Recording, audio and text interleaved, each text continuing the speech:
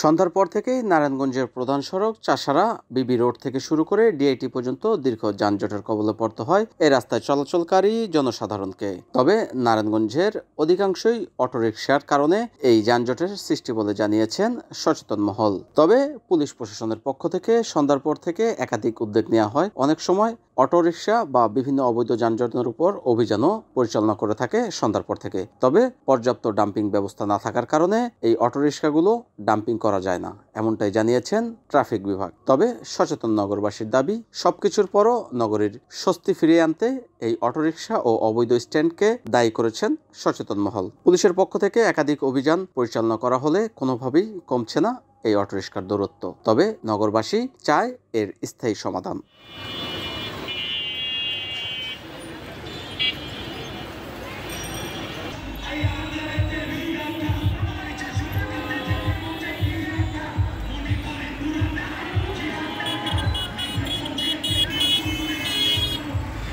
NAN TV, Narayanganj.